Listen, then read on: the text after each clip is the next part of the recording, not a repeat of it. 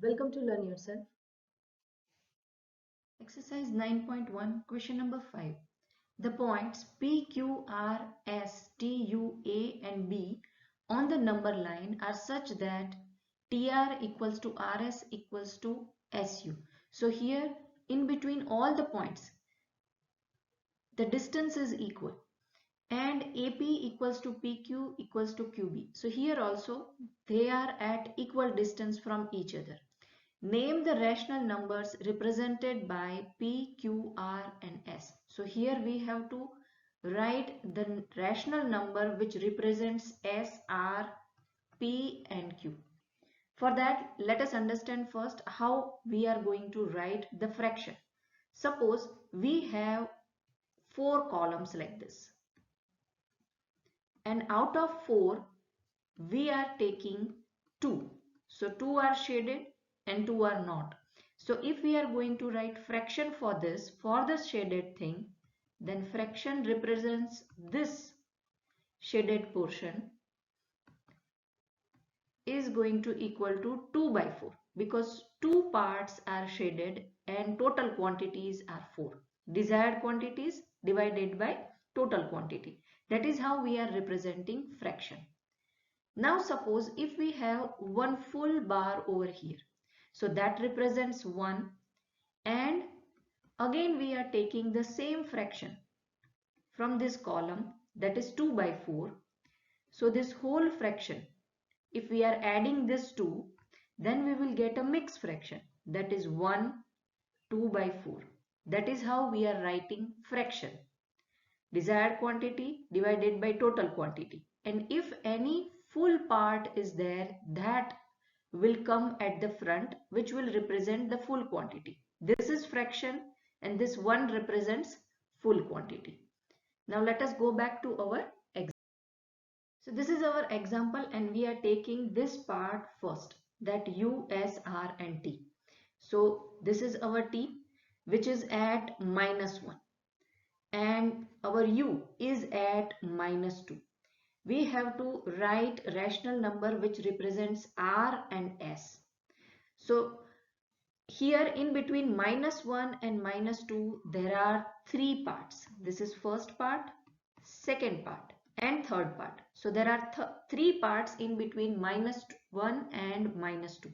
We are writing R here first and let us see that R is representing which rational number. So here when we are going beyond T, it has covered -1. So -1 is full because it has gone beyond -1. Now total parts are 3.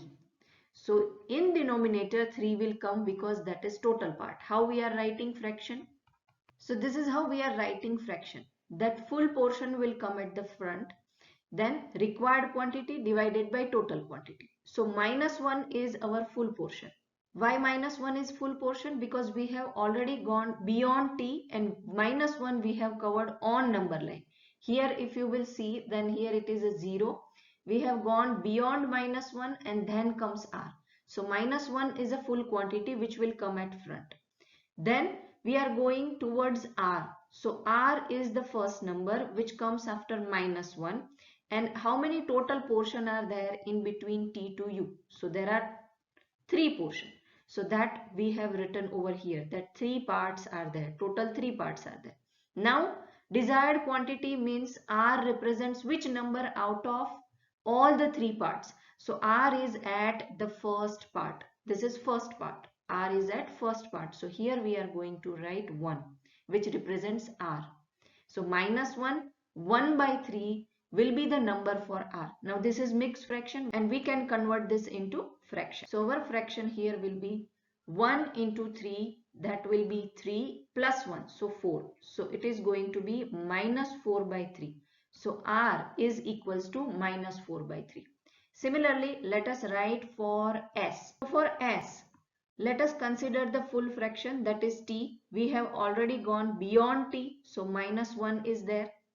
Then for the S, it is at the part second. It is at the part 2. That once we are going beyond T, we have covered part 2. So here we are going to write 2, that is desired quantity, divided by total quantity. Total quantities are 3. Minus 1, why? Because we have already passed through T, that is full portion. Then 2 is desired quantity because we are representing S over here. So 2 divided by 3. 3 is total quantity, that we have here 3 total parts. So this represents S. Now let us convert this into fraction, that is minus 3 plus 2. So it is going to be minus 5 divided by 3. So S equals to minus 5 by 3. Now let us take another part, that A, P, Q and B. Here B is at 3, A is at 2. We have gone beyond 1 and after 2 the Q will come. And we have to write the number for P and Q. So let us understand the fraction. That fraction how we are writing, that first the full portion will come. Then comes the required quantity and divided by total quantity. That is how we are writing mixed fraction. Here we are going from A, we have already passed the 2. For the Q we are writing the number. So we have already passed 2. So 2 is full. So for P we are going to write 2 at the front because we have passed 2 and 2 is the full portion here. Now how many total parts are there? So 1, 2 and 3. Total 3 parts are there in between A and B. So our total quantity is 3. Now P represents over here which has covered first part out of APQB. So we are going to write here 1. So 2 1 by 3 will be the fraction for P, and it is 2 into 3 is 6 plus 1 is 7. So 7 by 3 will be equals to P. Now let us write for the Q. For the Q, Q is here and we have already passed A, and that is full portion number 2. And when we are reaching at Q, we have covered 2 parts, first part and second part. So 2 we are going to write over here because we are writing number for Q and we have passed 2 parts out of 3. So 2 will come in the numerator and total quantity will come in denominator, that is 3. So 2, 2 by 3. This 2 is full portion which comes at the front. And this 2 is what we have covered here, 2 parts, first part and second part to reach at Q. So that 2 will come in numerator. Divided by 3. Why 3? Because there are 3 quantities over here. There are 3 parts over here. First, second and third. So total quantities and total parts will come in the denominator. Now this represents 2 into 3, 6 plus 2, 8. So 8 divided by 3. So Q equals to 8 divided by 3.